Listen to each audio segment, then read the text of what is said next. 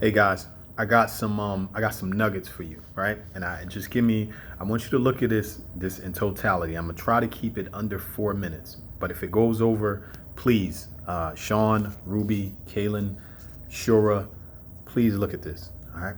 So here's the thing: on Podio, they have a question, and it says, "What's the seller's estimated value, or market value?" It should say. This is why it's important that you get this information, because this is really your time to shine and educate the sellers on how this process works. Um, when you ask that question, the seller's estimated market value shouldn't be the same as the seller's estimated lowest cash as is value to sell. Here's why: because at that point you can educate them on how to sell their property and start categorizing them so that they give you the authority that you should have during this conversation. And what I mean by that is, even though we're talking to some experienced investors, they're not what's considered institutional sellers, which just means that they don't sell over 10 properties a year. So, what I want you to be able to do in a nice way is categorize them as novice sellers. Even though that they may have more investment and experience than you on the phone have more experience in helping and educating sellers to sell their properties to a cash buyer. And it's important that you understand that. Not saying that you have more investment experience than some of them, but you do have more experience in helping them liquidate. I know this for a fact because even though we run into some experienced investors, they've had these properties for years and they don't know how to sell, which is why they hold these properties for years.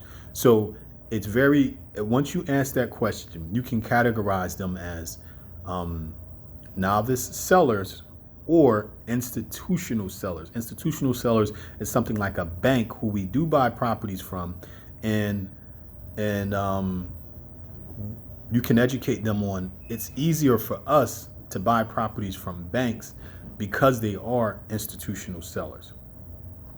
All right, that's great. That's great psychology for your sellers to let them know. Look, I want to educate you on, if you're saying that the market value is the same as the lowest offer you'll accept. I want to educate you on the different types of sellers, right? Newer sellers, novice sellers, opposed to institutional sellers. All right.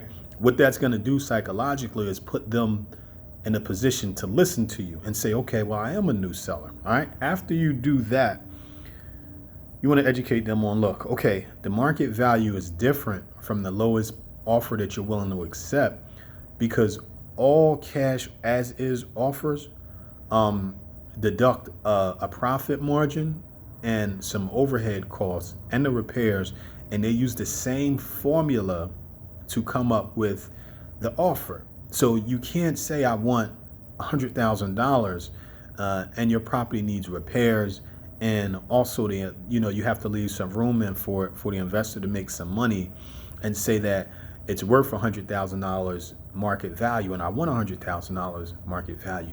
This is where you get to educate them on some of the points that I'm about to go over real quick, and what's the difference between a cash as is sell and a market value sell, because it's a huge difference. It's a huge difference. All right.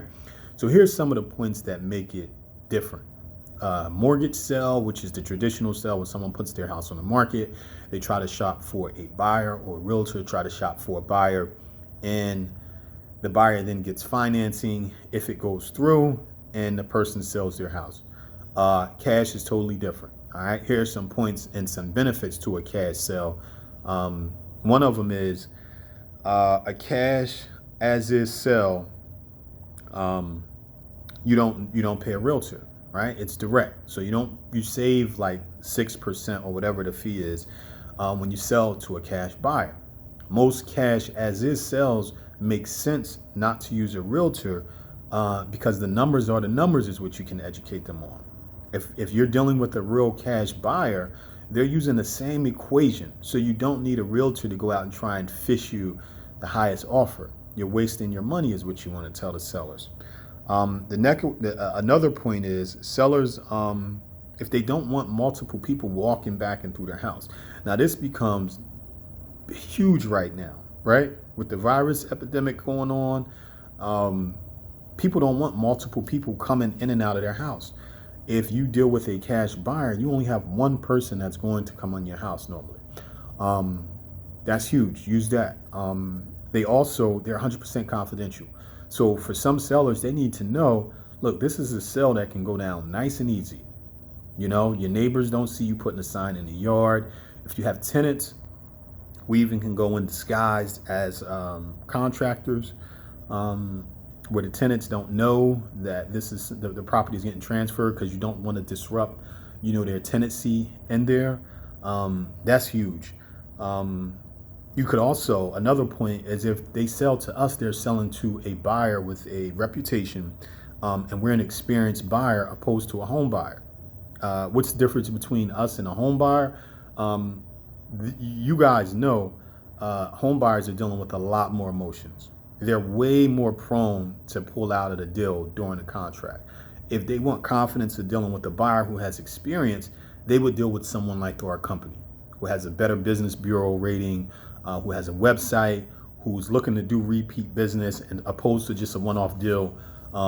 Some people do want to deal with that kind of confidence. Another one is no inspections.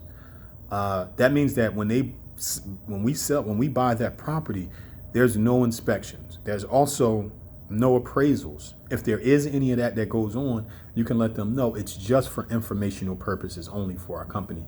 But we're buying that property, no matter what the appraisal comes back at, no matter what the inspector says. And when you're telling them this, you're also educating them on what they have to kind of go through with other buyers. Also, we raise cash to buy our properties. Meaning we have cash on hand, so they're not dealing with the typical loan company, where the loan company can decide in the middle of the deal, hey, we don't have any money, we're tight on money, we don't want to do a deal. So when they're dealing with the regular buyer, they kind of got a couple entities that they have to satisfy. They have to satisfy the home buyer during the contract, and they also have to make sure that the loan company still has money. When they're dealing with us, a cash as is sell is the language that you want to use. The money's there. You're only working with one decision maker. We want to come off as a small family office, but we want to show them that we have some hierarchy. So you want to let them know, look, no, the president of our company makes the final decision. It's not a loan company or anything like that. You're talking to now the company that's going to buy your house and has the cash to control it, opposed to if you are dealing with the home buyer, you have the home buyer you're dealing with, and you have the mortgage company that has to be satisfied. Another one you want to go over is if you sell to a cash buyer, it's a quick sell. So you save on time because the house is on the market, and you also save on liability. And what I mean by liability is, if someone sells their house to a home buyer and the home buyer finds out maybe something wasn't disclosed or something like that, the home buyers have that legal recourse. With us being cash as is professional buyers, we've never went back on a property and sued anyone or came up with any kind of rhetoric like that. We can't say that for the open market. It happens every day where people feel like they're unsatisfied with a home.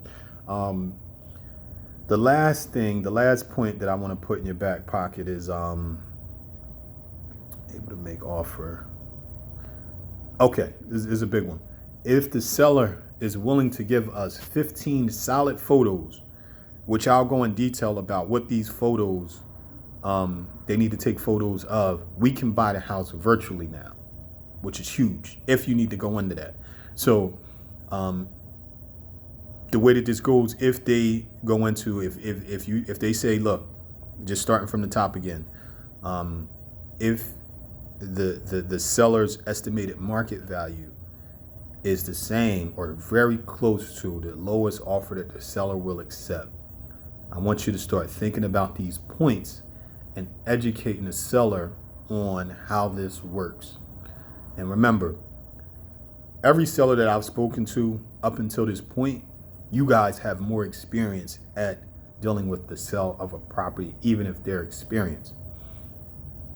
Now, there's one lead, Fort Roebling, where this lady, Fort Roebling, Sean, I think that was your deal, where the lady had some pretty good experience in selling, and I could tell that.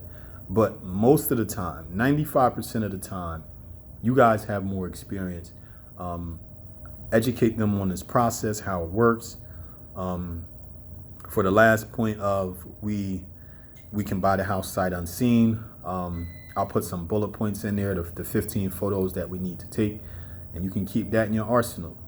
This went way over 5 minutes, but it's 10, 11 minutes of solid nuggets of arming you with some good stuff. So I hope you were able to hang in there this whole video. I need you to have this information as we get better.